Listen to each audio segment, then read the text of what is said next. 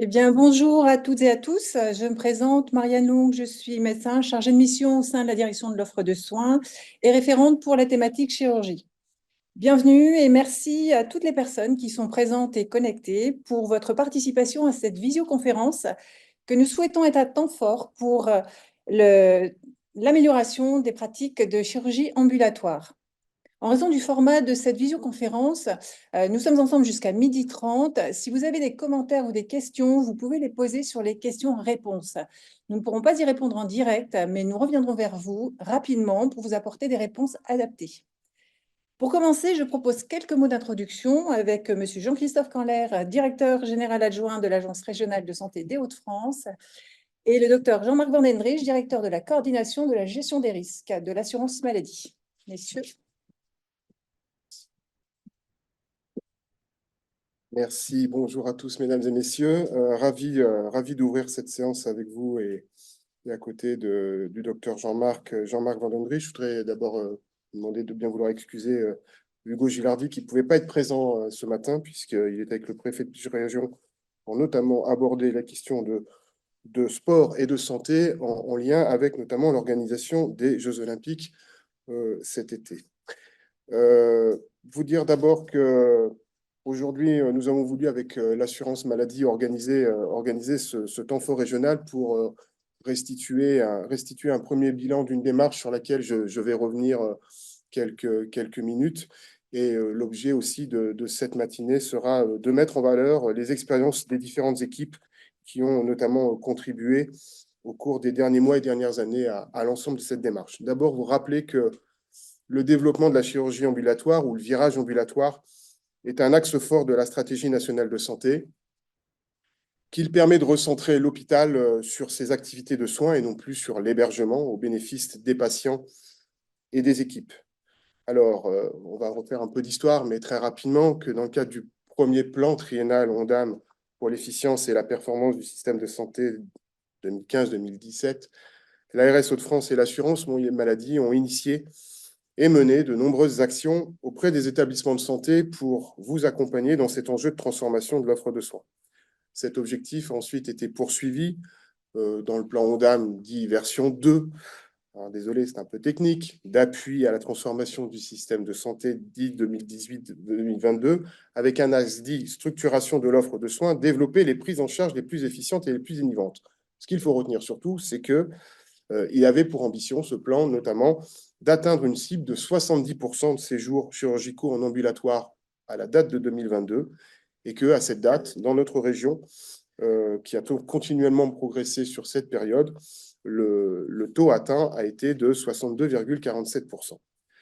C'est dans cette perspective qu'a été mis en place en 2022 un nouveau dispositif d'appui au développement de la chirurgie ambulatoire, reposant notamment sur la réalisation d'un benchmark régional qui a permis à la fois de réaliser un diagnostic régional, organisationnel et structurel de l'activité de chirurgie ambulatoire, d'identifier des freins ou les freins au développement de la chirurgie ambulatoire, de repérer aussi les besoins d'accompagnement, de recenser les outils mis en place permettant notamment l'optimisation du parcours du patient, et puis d'identifier des pratiques ou des organisations innovantes qui avaient pu être mises en place.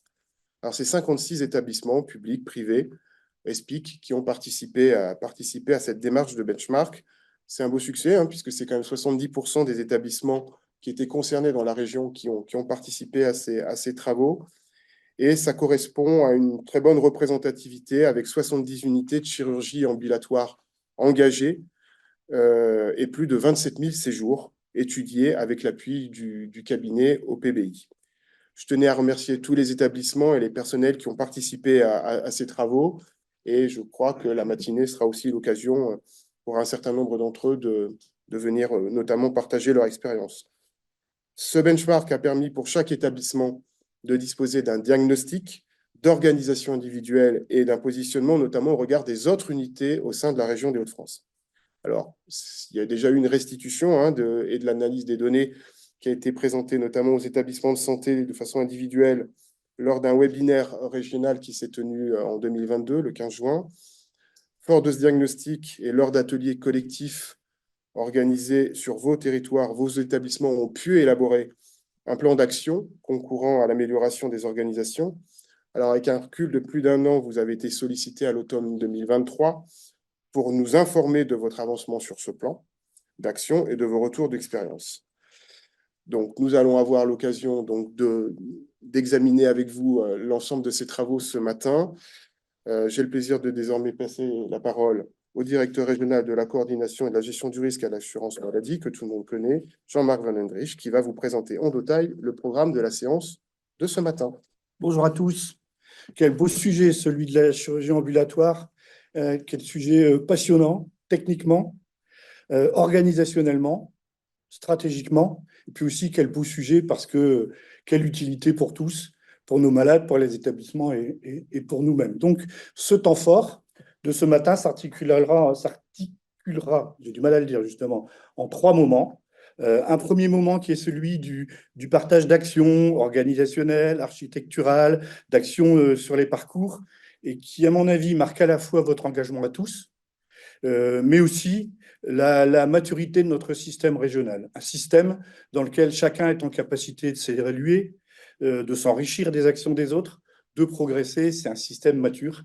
Et cette maturité, à mon sens, elle est gage de levier de progrès.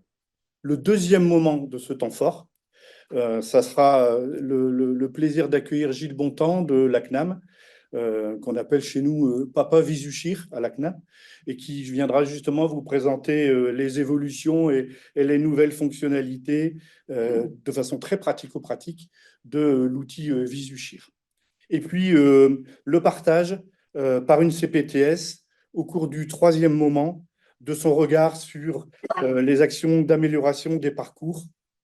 Il viendra lui aussi, à mon avis, traduire ce que je disais en introduction, la maturité de notre système. Une organisation hôpital sans la ville, une organisation ville sans l'hôpital, on le sait tous maintenant, en termes d'efficience de structuration, c'est pas optimum. Donc, cet exemple que nous donnera la CPTS, ça sera celui d'une structuration ville-hôpital. Et pour nous tous, ce type de structuration est gage de performance, de qualité et de pertinence. Voilà, je ne serai pas plus long. Comme dirait l'autre, enjoy.